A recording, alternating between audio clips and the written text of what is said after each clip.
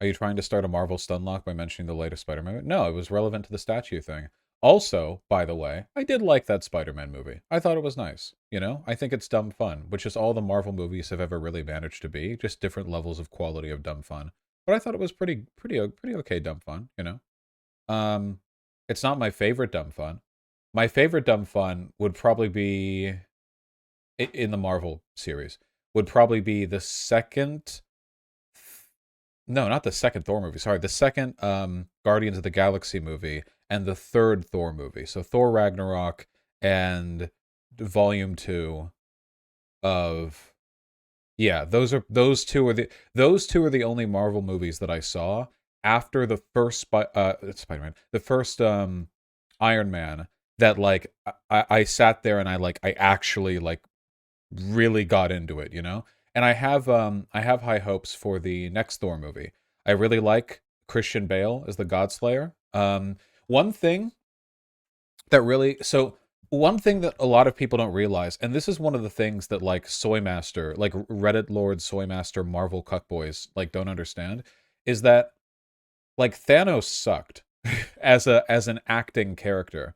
You can't emote with CGI monster dudes.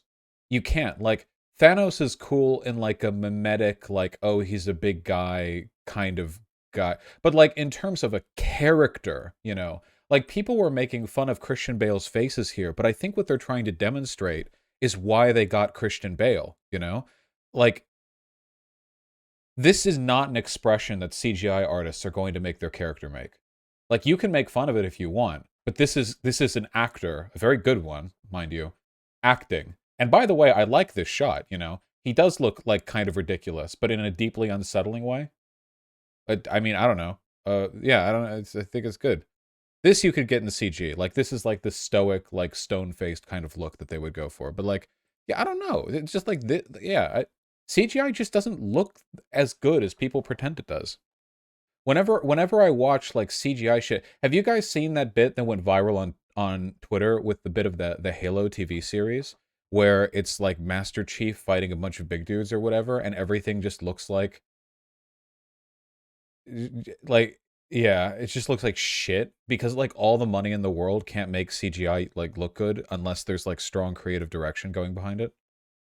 Yeah. Can you show it? No, I'd get copyright striked. I'd get copyright striked. Yeah. Yeah, it's so floating. There's no weight to anything because it's all like it's just computer bullshit, you know. I don't know. I'm actually looking forward to this because of the Christian Bale. Yeah, I hope it's like a good yeah.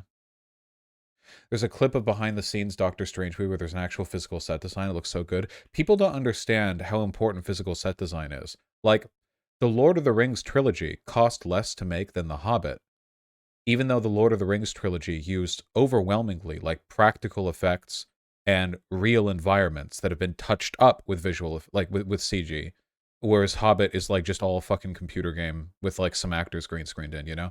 But like the original Lord of the Rings trilogy looks fucking awesome and The Hobbit doesn't. The Hobbit looks like shit. Go and watch The Hobbit, dude. Like, go watch it on your TV or your computer screen or whatever, however you like to watch stuff. Just watch it. It looks like garbage. Nothing looks real. Everything looks like it's happening as part of like a computer screensaver. But go back and watch Lord of the Rings, 20 years old, still looks great. And it always will look great because they filmed real fucking grass. Grass is always going to look like that, at least for the foreseeable future. Smaug is cool though. Yeah, Smaug is cool. It's a well-designed character. Though you'll note that the thing that made Smaug cool wasn't the CGI. It was Cumberbatch's performance. Again, actors sell movies, not not CG, not on their own. The thing that made Smaug cool is not unironically with Smaug's voice, and the voice is what you remember about him, by the way, the voice and the mannerisms. But he did the mannerisms when he was being mocapped for the role, you know, to convey the mood, the attitude of his behavior.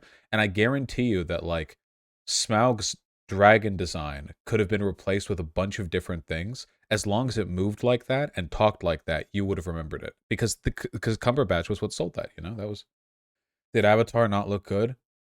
I don't think Avatar. Listen, okay, Avatar looks good in the sense that it's a phenomenal CG creation, but I am very disdainful of like the total creation of CG worlds when practical environments would have been like could have been used, you know? Like obviously there's shit we do in movies these days that you can't do without CG. I'm not saying CG is bad. My father's job is as a computer graphics artist.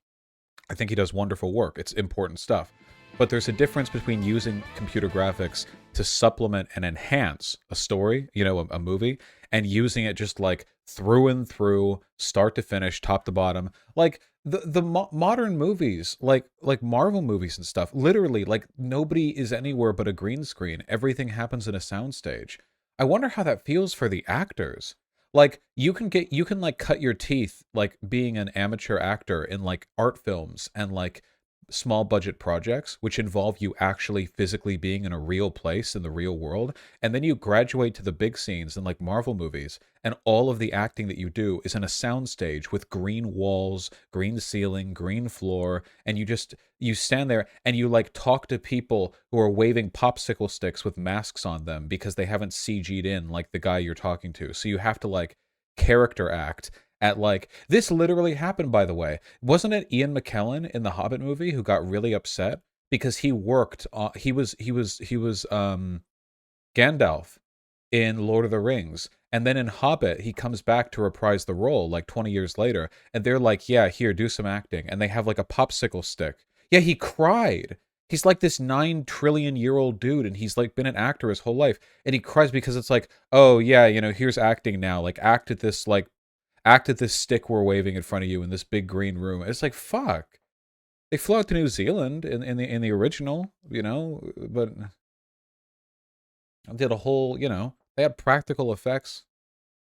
We watched that, didn't we? Didn't we watch that behind the scenes on the practical effects of The Lord of the Rings? Like, yeah, here we go. Hold on. Just really quick. It's 2 minutes. How Lord of the Rings used forced perspective shots of the moving camera. So, like, the hobbits in the Lord of the Rings movies, they didn't use any computer graphics for that. They used physical effects. Yeah, I've shown this before, but like it's been like a year ago. Like, hold on.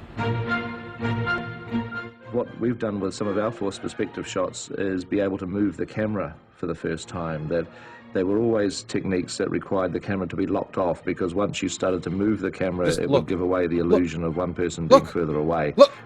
Look! Because once you started to move the camera, it would give away the illusion of one person being further away when you're really wanting them to look like they're side by side. In order to get the camera alive, we started thinking about ways of using motion control in order to doing what we call moving force perspective shots, using slave motion control bases. You do a motion control move where you have the one actor on a moving platform. So when the camera moves, you're doing your moves all relative. So you're literally sliding the guy along on the floor as your motion control move motion control camera is moving along. You have the camera on a motion control dolly, making it move in and out or side to side. But you have another smaller dolly that's electronically hooked to it and does the exact same motion, but sort of in a counter movement. But every time you move one way on one dolly, the other one immediately responds. When you're actually viewing it, you're basically doing a split. And if you're doing a move around, when you do this split, it looks like they're moving in sync with each other. And it's because you're moving the two guys around relative to this moving camera. In the shot where Get ready Frodo for it. is pouring tea for Gandalf at a table, and the camera kind of crabs past from one side of the table to the other side. And in that instance, Ian McKellen was actually sitting on a dolly that was actually moving him slightly on a small-scale table with small-scale props, and it was not too far from a full-size table, a Frodo-sized table with larger Frodo-sized props. I've got a look there.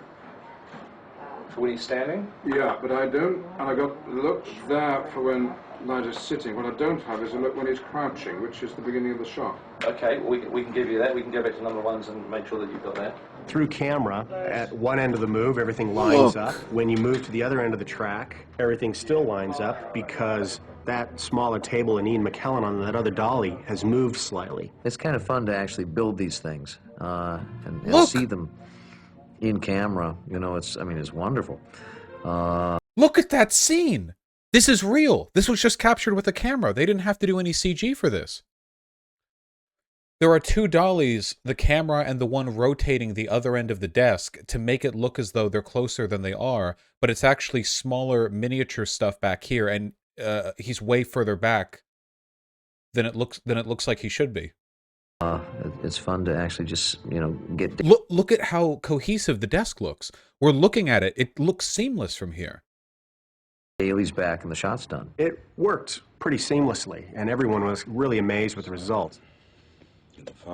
Ridiculous. I can't... yeah. I don't know. Just... yeah, and it cost less to make than The Hobbit, you know? It's just...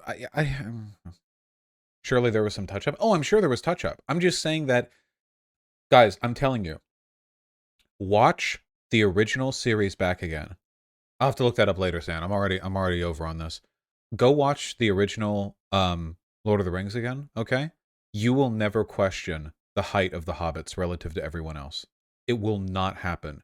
There is not a scene in that movie where you will go like, they shrunk the Hobbit, you know, like, they edited, you know. The whole trilogy, you can watch it through. And yeah, it's so good. There are good reasons. I'm okay with CGI. I just don't think CGI should be used as a crutch to avoid doing other like pieces of the filmmaking art, you know? Look, the reason we were talking about this is because I was just saying big CGI monster men can't really emote. And I think if you want any like proof of that, I think you just have to go to this guy. This guy exists in like every modern fucking superhero movie. This guy from Avengers Infinity War, one of the children of Thanos, and like nobody cares. Who knows this guy? Did he have any like pop off acting moments? No, he didn't, because he's not acting. He's CGI. All anyone ever did was make fun of this guy. For all Ebony Maw, thank you. For all of the like mastery of CGI that went into creating and animating him, like, we're humans. We want to see humans acting. It's a real life movie with real life actors. I want to see acting from actors, you know. Yeah, this is one of the reasons why Mad Max Fury Road is so good. Heavy use of practical effects. Okay, well, this is cheating. Everyone knows about the Scorpion King looking like shit.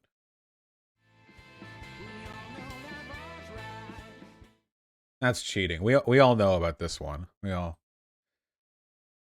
Ebony Maw is not known for his range of emotions, to be fair. Yeah, but like, haven't you guys seen movies before where there's a character in the movie who's not very emotionally, like there's not a lot of emotional range, but there's still a really memorable character? The Matrix has both Morpheus and Neo, who are both really, really though, to be fair, you could argue that Neo wasn't super well acted. I guess you could say the performance there was memorable from Reeves. Morbius? Yeah, Morbius, exactly. Yeah. And plus the monsters, the monsters in Lord of the Rings were the Uruk-hai. Yeah, they were just dudes in makeup, yeah. You know. I'm gonna morb. I'm morbing. Ooh. It's worth pointing out 90% of shit CGI is the fault of the execs who don't know shit about fire. Oh, guys, just to be clear, none of this is anti-CGI artist, okay? Do you know why all these movies rely on CGI? Because lazy fucking directors being ordered by lazy fucking producers know that everything's way simpler when they just get the big budget actors with $10 million like contracts, you know, in the movie, get their shits like shot on the soundstage, get the extra footage, then just throw it to the CG guys to work with. Like, whatever, fix it in post, you know? Actors cost so much money, and it's so expensive to keep them there, and like it's so. And also, there's no union for CGI artists, but there is a union for like everything else in film. So all the stuff for Lord of the Rings that they did with like construction, set design, those are union boys, and they get paid well. But my dad's job, those guys don't have a union, the visual effects union, even though they've been fighting for it for decades. So when they want to do any CGI stuff, they basically just like outsource it to a bunch of dudes in Vancouver, because Canada has like this massive, they do a lot of CG work up there, and they all get paid like dirt cheap, and then it gets brought down to the studios. So as always, it's capitalism. Why are they the only ones not in a union? My guess is probably because it's a relatively new department. Light, sound, set design, construction, visual effects, practical effects, these have been around for over a century. Computer-generated effects is newer, so I'm guessing that, so to put it another way, all the other departments that do have unions were around for America's union boom in like the 30s to 50s, but CGI came after Reagan. There you go. Yeah, that's the best. CGI only started to exist like functionally after the unions died in America, so that's why there's no union. Just, yeah,